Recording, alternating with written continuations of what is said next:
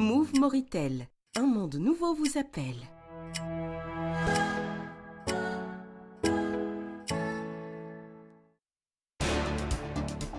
Président de la République, président de l'Union africaine, s'entretient avec son homologue coréen au palais présidentiel de Séoul et supervise la signature d'un mémorandum de coopération entre les deux pays.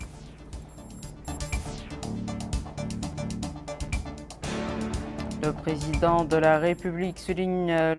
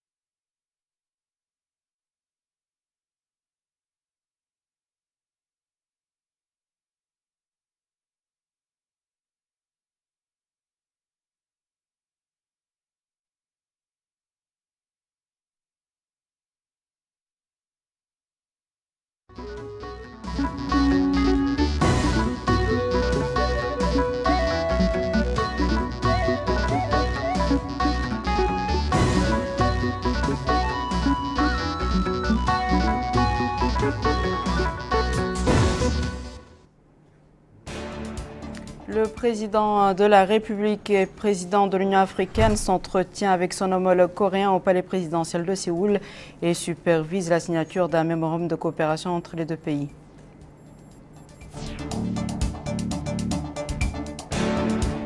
Le président de la République souligne lors du sommet des affaires Afrique-Corée la nécessité de développer une approche réaliste et efficace pour établir des partenariats économiques et de développement entre les pays africains et la Corée.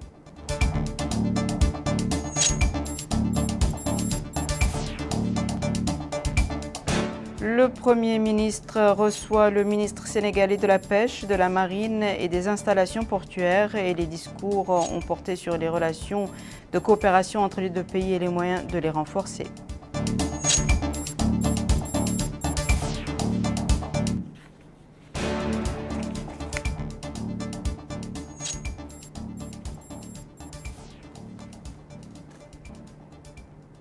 Bonsoir mesdames, mesdemoiselles et messieurs et merci de vous joindre à nous. Son Excellence le Président de la République, président de l'Union africaine, M. Mohamed El-Cheikh Ghazouani a été reçu cet après-midi au palais présidentiel à Séoul par M. Yoon Suk-yeol, président de la République de Corée.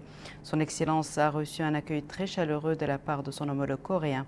Son Excellence le Président de la République, président de l'Union africaine, a signé le registre d'or des VIP au palais présidentiel à l'issue du premier sommet coréen Corée-Afrique, dont l'ouverture a été supervisée et présidée par son Excellence le Président de la République aux côtés de son homologue coréen. Au cours de cette réunion, les deux présidents ont également eu des discussions portant sur les moyens de renforcer et de développer les relations de coopération bilatérale entre les deux pays amis et d'élever le niveau de coopération entre les pays de l'Union africaine et la Corée, ainsi que sur de nombreuses questions régionales et internationales d'intérêt commun. La réunion s'est déroulée en présence du ministre chargé de la présidence de la République, M. Mokhtar El-Djaï, du ministre des Affaires étrangères, de la coopération et des Mauritaniens à l'étranger, M. Mohamed Salm Merzoug, et de son Excellence l'ambassadeur accrédité en Corée, Sedia Al-Hajj. Le président coréen a organisé un déjeuner de travail en l'honneur de son ami, son Excellence le président de la République, président de l'Union africaine, qui a vu la signature d'un mémorandum de coopération par les ministres des Affaires étrangères des deux pays.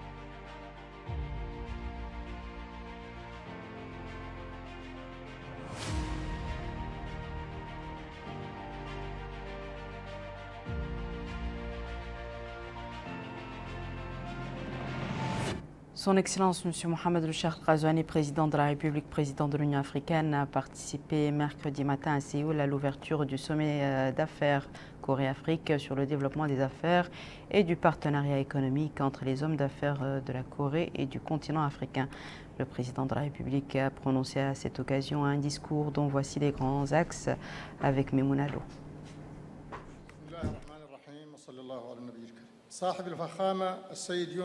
Les résultats du sommet Corée-Afrique traduisent la profondeur du partenariat stratégique auquel l'Afrique et la Corée aspirent ensemble, un partenariat qui fait de la solidarité, de la coopération sur l'intérêt commun et le respect mutuel une base pour optimiser les nombreuses opportunités découlant de la vitalité des économies africaines et coréennes, a déclaré le président de la République, président en exercice de l'Union africaine, son Excellence M. Mohamed El-Cheikh Ghazouani, dans son discours de clôture du sommet Corée-Afrique.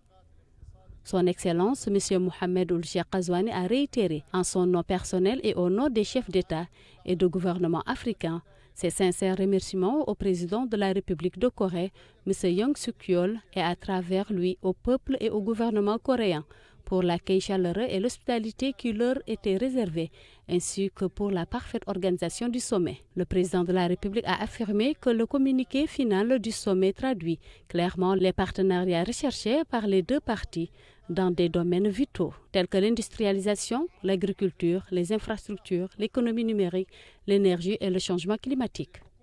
Il a noté que le sommet reflète une volonté commune de coordonner la coopération et de réformer la gouvernance des institutions internationales pour les rendre plus à l'écoute au continent africain en lui donnant un rôle égal à son statut réel afin de renforcer sa capacité à influencer la prise de décision internationale. Le président de la République a également assuré que les résultats très positifs du sommet donneront certainement une impulsion significative à la mise en œuvre de la vision du développement continental telle que définie par l'agenda 2063, dont le deuxième plan décennal est rentré en vigueur au début de cette année. Les investissements classés dans les résultats de ce sommet accéléreront le rythme de l'intégration continentale en activant la zone de libre-échange continentale en tant que mécanisme d'intégration économique afin de réaliser le bien-être commun des peuples de notre continent et de renforcer l'édifice de la coopération Afrique-Corée, a conclu son Excellence M. Mohamed El-Cheikh Ghazouani.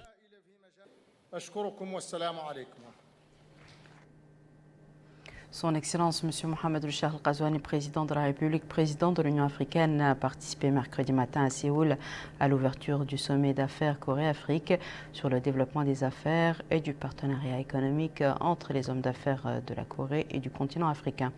Accueilli par le ministère de l'Industrie, du Commerce et de l'Énergie et organisé par l'Association coréenne du commerce international, le sommet commercial Corée-Afrique 2024 se tient au moment où se poursuit pour la deuxième journée consécutive le sommet Corée-Afrique avec 13 événements parallèles tels que le Forum Corée-Afrique des jeunes créateurs d'entreprises, le Forum mondial des leaders d'éthique, le Forum du tourisme et la conférence sur l'agriculture.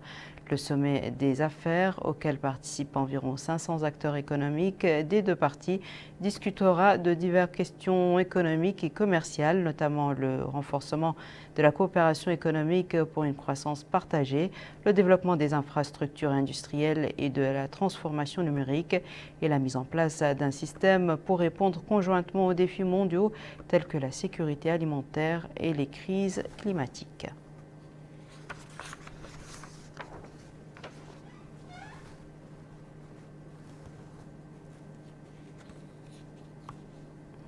Le président de la République et président de l'Union africaine, M. Mohamed El-Cheikh Ghazouani, a rencontré mercredi matin, en marge du sommet Corée-Afrique, le président de la Commission de l'Union africaine, M. Moussa Faki Mahamat. L'entretien portait sur le suivi et l'évaluation des performances de la Commission et la mise en œuvre des directives et recommandations de la présidence mauritanienne de l'Union africaine en vue de préserver les intérêts du continent africain, de promouvoir le développement des pays de l'Union et l'émancipation de ses peuples.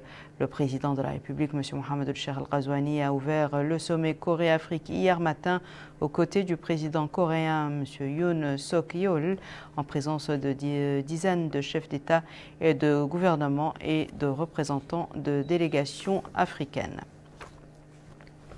Le Premier ministre, M. Mohamed Loubilal Messoud, a reçu mercredi à Nouakchott Dr Fatou Diouf, ministre des Pêches et des Infrastructures maritimes et portuaires, qui effectue actuellement une visite de travail dans notre pays.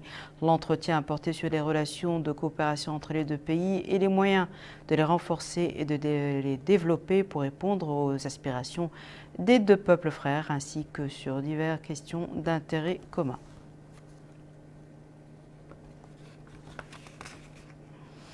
À sa sortie d'audience, la ministre sénégalaise de la Pêche a fait la déclaration suivante. Permettez-moi de dire que ça entre dans le cadre des relations privilégiées que le Sénégal entretient avec la Mauritanie depuis des siècles.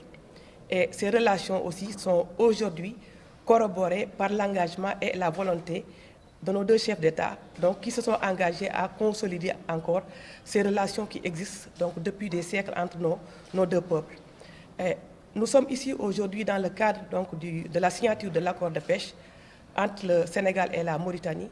Et à ce propos, nous remercions M. le Premier ministre et toutes les autorités mauritaniennes, n'est-ce pas, pour les facilités qu'ils nous ont offertes dans le cadre de ces négociations. Et nous nous engageons aussi à renforcer, à diversifier la coopération dans le domaine du suivi, contrôle et surveillance des pêches, dans le domaine de la recherche scientifique, pour lesquels le modèle mauritanien quand même est exemplaire pour le Sénégal. Et le Sénégal également, à son tour, est prêt à partager son expérience aussi dans le domaine des industries de transformation.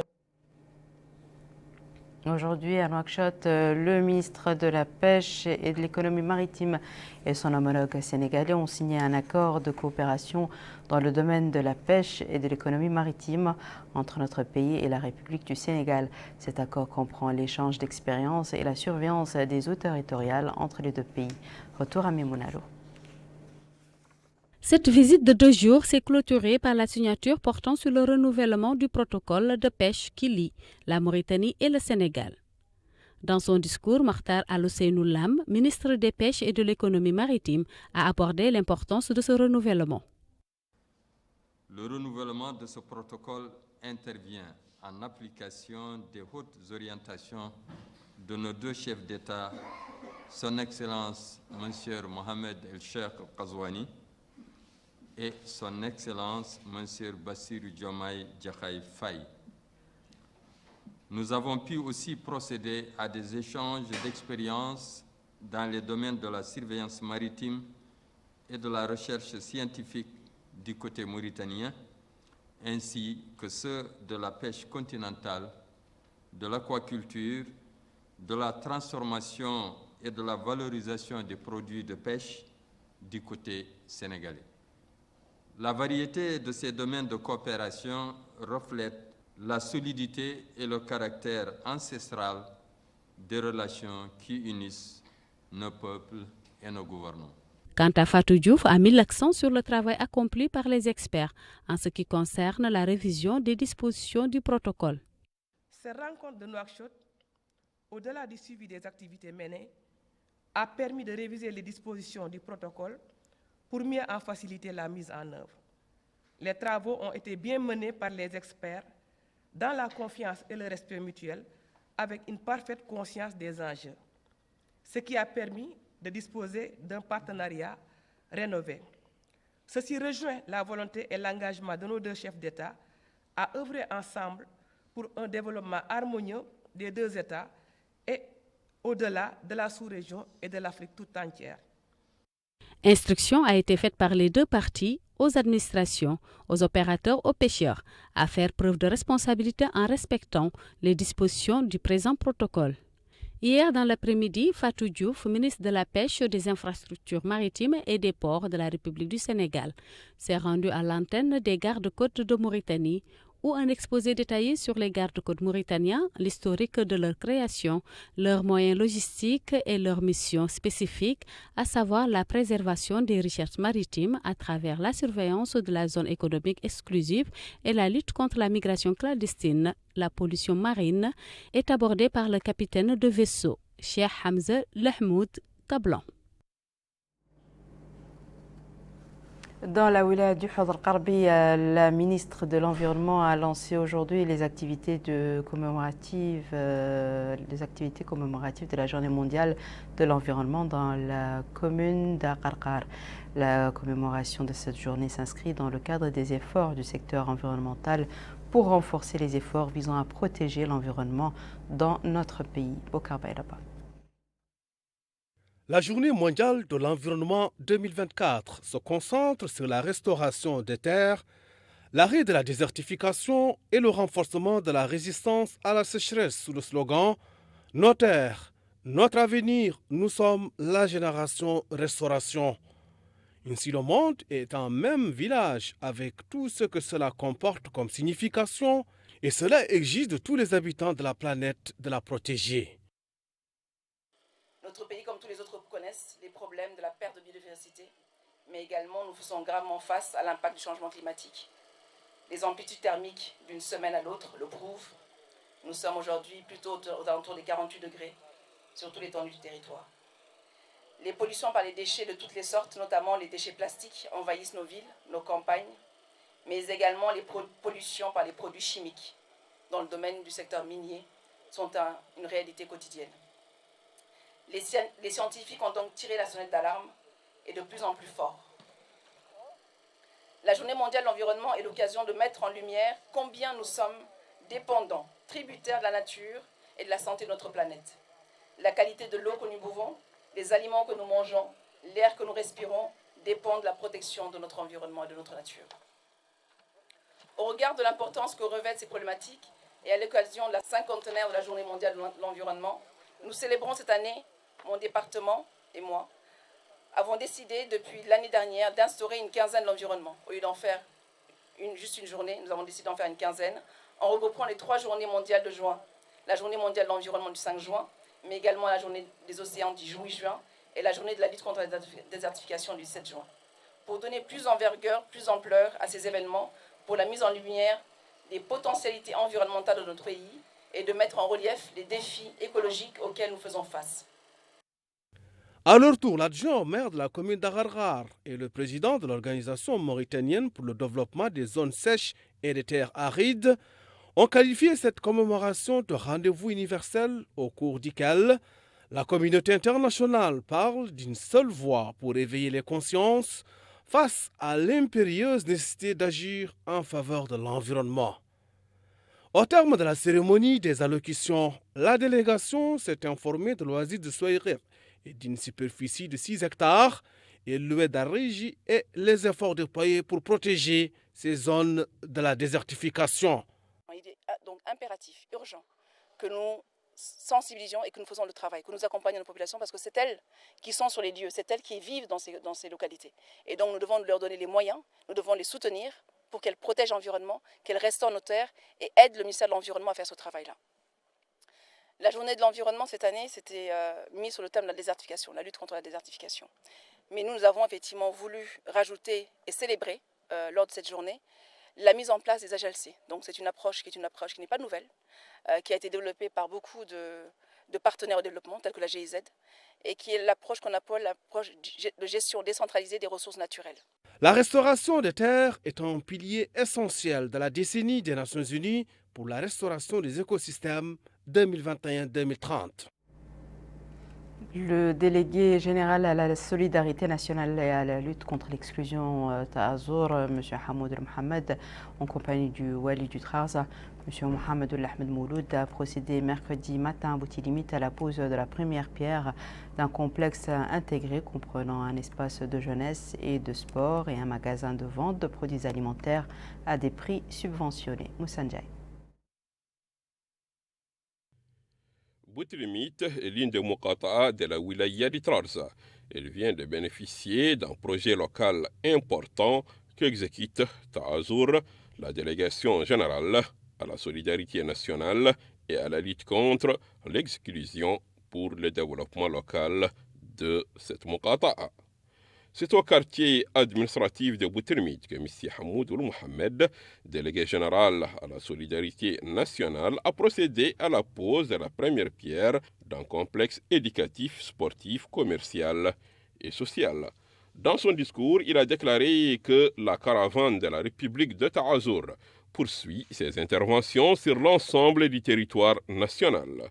Le délégué général à la solidarité nationale et à la lutte contre l'exclusion, M. Hamoud Ould Mohamed, a fait entendre que son institution a fait bénéficier plus de 8119 villages pour améliorer les conditions de vie de 1500 citoyens les plus nécessiteux sans aucune discrimination. Il a ajouté que depuis la création de Taazour en 2019, sur instruction du président de la République, son Excellence M. Mohamed Ould Cheikh Al-Ghazouani, cette institution, dit-il, ne cesse d'accompagner le programme social du gouvernement en réponse aux orientations du chef de l'État. De son côté, le maire de la commune de Boutermid, M. Mokhtar Abdallah Mijin, au nom des habitants de la Muqata'a, a dit que ce projet va sans nul doute contribuer à l'amélioration des conditions de vie des citoyens tout en encourageant les sportifs de la Muqata'a de Boutermid, les jeunes et associations des femmes d'œuvrer dans le but d'améliorer leurs activités. C'est dans ces cadres qu'il a mis l'accent sur les grandes réalisations de Taazour dans différents domaines, notamment sur le plan de l'éducation, intervention sociale, habitat et cash transfert pour les citoyens et pour la lutte contre la pauvreté. En marge de la cérémonie de Boutermid, le délégué général à la solidarité nationale et à la lutte contre l'exclusion, M. Hamoud Ould Mohamed, a pu enregistrer quelques doléances des citoyens en compagnie des autorités administratives de la wilaya du Trarza. Clôture ce soir de la rencontre organisée par l'Observatoire national des droits de la femme et de la fille en coopération avec le Programme des Nations Unies pour le développement à Nouakchott. Une rencontre nationale en vue de promouvoir la participation politique des femmes et leur autonomisation dans tous les milieux économiques, politiques et sociaux. Depuis son lancement, l'Observatoire a organisé plusieurs activités en ce sens, en contactant tous les leaders communautaires et les organismes internationaux dans le pays, ce qui lui a permis de transmettre son message aux élites culturelles, politiques et économiques nationales et internationales présentes sur notre sol.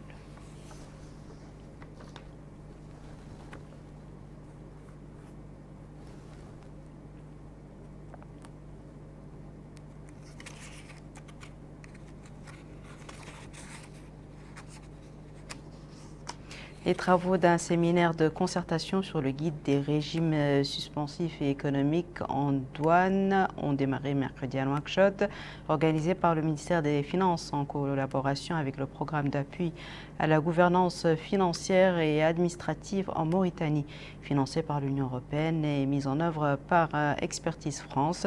Cet atelier d'une journée vise à développer les relations commerciales stratégiques avec les pays de la région pour soutenir les efforts d'intégration économique régionale et harmoniser notre réglementation douanière avec les conventions et les meilleures pratiques internationales. Retour à Bokar Baylaba. Ce séminaire de concertation s'est assigné comme tâche d'identifier les mécanismes de nature à développer les relations commerciales stratégiques avec les pays de la région. Il s'est également employé à travers des voies pour harmoniser la réglementation douanière mauritanienne avec les conventions et les meilleures pratiques internationales. Pour le secrétaire général du ministère des Finances, Diallo Amadou Abdoulaye, les régimes douaniers économiques sont des instruments clés pour faciliter le commerce international en mettant à la disposition des investisseurs des mécanismes de suspension des droits de douane et d'autres facilitations. Il a ajouté que les régimes douaniers économiques présentent des avantages considérables pour les opérateurs économiques, soulignant qu'ils permettent de réduire les coûts liés à l'importation de matières premières, d'améliorer la gestion des flux de trésorerie grâce au report des paiements de droits et taxes et de soutenir les stratégies d'exportation en rendant les produits plus compétitifs sur les marchés internationaux. Le secrétaire général du ministère des Finances a rappelé que ces régimes constituent des outils essentiels pour encourager les investissements étrangers et renforcer nos infrastructures de base. Il a indiqué que ce guide vient en réponse aux nécessités de travail douanier afin d'assurer l'encadrement et la rationalisation des régimes suspensifs et des régimes économiques en douane, y compris le transit, les entrepôts de douane, l'admission temporaire pour le perfectionnement actif, entre autres. Pour rappel, le rôle de la douane ne se limite pas seulement au contrôle et la taxation des marchandises à leur entrée et lors de leur circulation sur le territoire national. La douane assure aussi une mission économique et d'accompagnement des entreprises productrices de richesses dans le commerce extérieur. Ce matin, la commune de Tavarzane a lancé l'expérience scolaire numérique à l'école Ibn Sina pour sensibiliser les jeunes générations. La cérémonie de lancement s'est déroulée sous la supervision du secrétaire général du ministère de l'Éducation nationale et de la réforme du système éducatif, des autorités administratives de Nouakchott-Ouest, des partenaires internationaux et des équipes éducatives. Radio Mauritanie a clôturé mardi soir au Palais des Congrès sa journée porte ouverte intitulée « L'éducation sous l'école républicaine, acquis et défis » visant à mettre en exergue les réformes enregistrées par le système éducatif.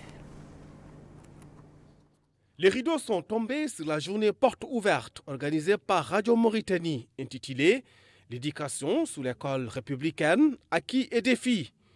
L'objectif était de mettre en exergue les réformes enregistrées par le système éducatif.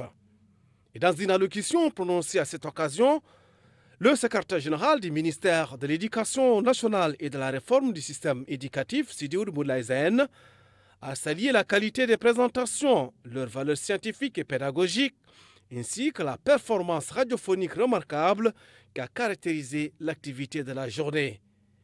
Et il a déclaré que les discussions fructueuses et de haut niveau contribueront à surmonter les défis et les problèmes qui entravent le processus éducatif en termes de quantité et de qualité, notant que les suggestions et les recommandations de cette journée seront prises en considération par le ministère et trouveront le chemin de la mise en œuvre. Et au terme des travaux, des recommandations ont été émises qui serviront de guide pour le secteur de l'éducation nationale, y compris les éducateurs et les parents d'élèves.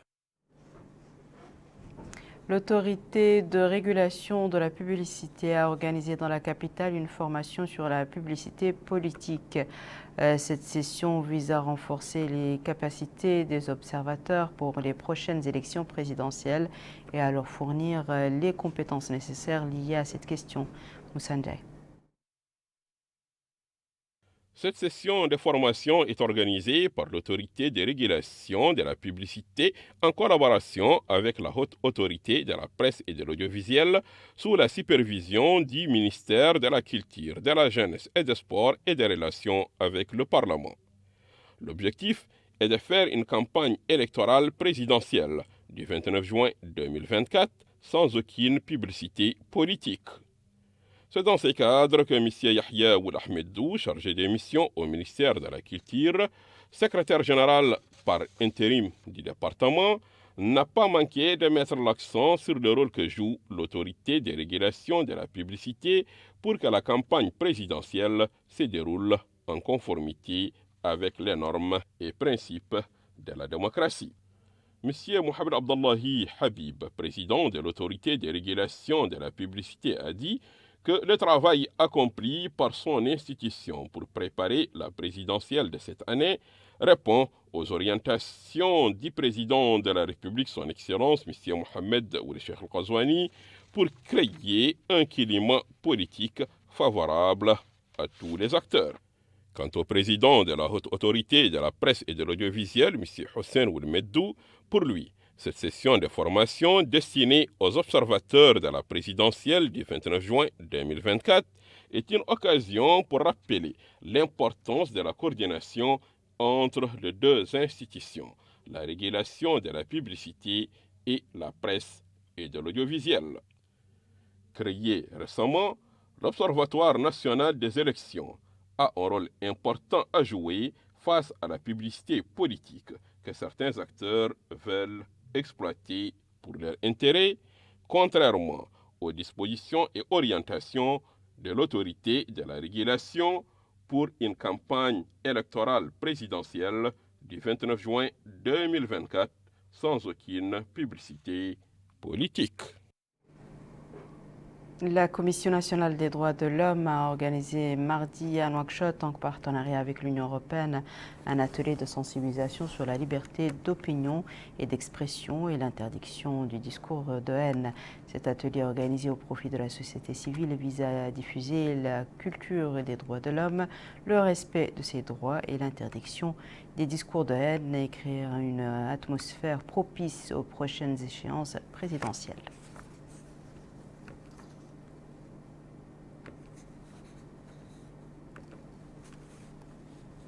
Le réseau des femmes journalistes mauritaniennes a conclu ce soir dans la capitale une formation sur la couverture médiatique professionnelle des élections destinée à un certain nombre de journalistes.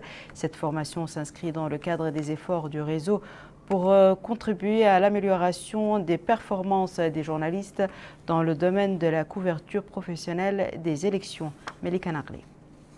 Une trentaine de journalistes ont reçu une formation intensive sur la couverture médiatique professionnelle des processus électoraux. Cette session a été organisée par le réseau des femmes journalistes mauritaniennes. La conseillère chargée des relations au ministère de l'Action sociale, de l'enfance et de la famille, Al-Qalawiya Mt Mohamed El-Khatri, indique que la couverture médiatique joue un rôle majeur dans l'information des populations, particulièrement lors de grands événements. Ce rôle, dit-elle, est d'autant plus crucial lorsqu'il s'agit d'élections et plus particulièrement les présidentielles. Dans ce contexte, la responsabilité des journalistes est d'autant plus engagée. En plus des contraintes objectives liées à leur mission, les femmes journalistes se trouvent toujours dans la position de devoir prouver doublement leurs compétences. De son côté, la présidente du réseau des femmes journalistes mauritaniennes, Mme Khadija Mtel Moujtaba, a souligné l'importance des communications et des débats qui ont eu lieu au cours de la formation dispensée. Les participants, dit-elle, ont reçu une formation théorique sur les différents aspects du processus électoral, les rôles et les responsabilités, ainsi que sur les institutions parties prenantes du processus, notamment la Haute Autorité de la presse et de l'audiovisuel et la Commission électorale nationale indépendante. Une couverture médiatique, rappelle-t-elle, qui est à l'ère des nouvelles technologies de l'information et de la communication. Les ateliers pratiques ont couvert, rappelle-t-elle, aussi bien le know-how de la rédaction des reportages que les techniques de présentation, l'interview, l'intelligence artificielle et les outils du journalisme moderne, entre autres. L'expert international, M. Riyad Mouasses, exprime son appréciation de la formation. J'ai une très bonne impression sur ces journalistes-là, étant donné qu'ils ont un bon niveau d'abord, et puis j'ai vu qu'ils ont la volonté d'apprendre tout ce qui est nouveau. Ça me fait beaucoup de plaisir, étant donné que le rôle de la femme et de la journaliste femme en Mauritanie, il faut qu'elle soit très renforcée, étant donné que le rôle de la femme dans tout ce qui est information dans le monde arabe, il n'est pas équivalent à celui de l'homme. C'est une volonté de former les femmes et ça aide beaucoup d'abord à faire évoluer, si vous voulez, l'information.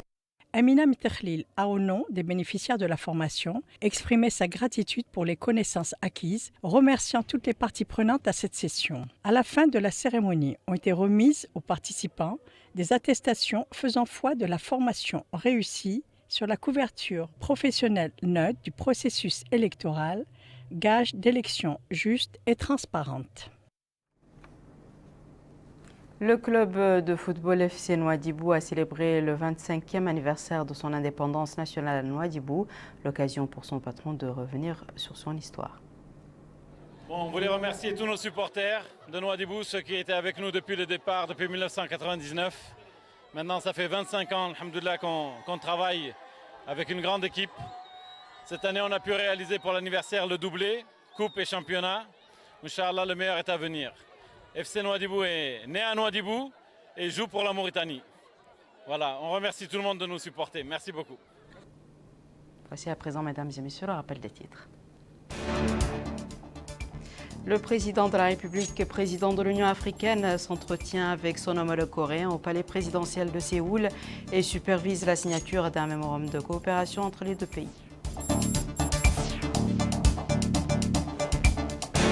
Le président de la République souligne lors du sommet des affaires Afrique-Corée la nécessité de développer une approche réaliste et efficace pour établir des partenariats économiques et de développement entre les pays africains et la Corée. Le Premier ministre reçoit le ministre sénégalais de la Pêche, de la Marine et des installations portuaires et les discussions ont porté sur les relations de coopération entre les deux pays et les moyens de les renforcer.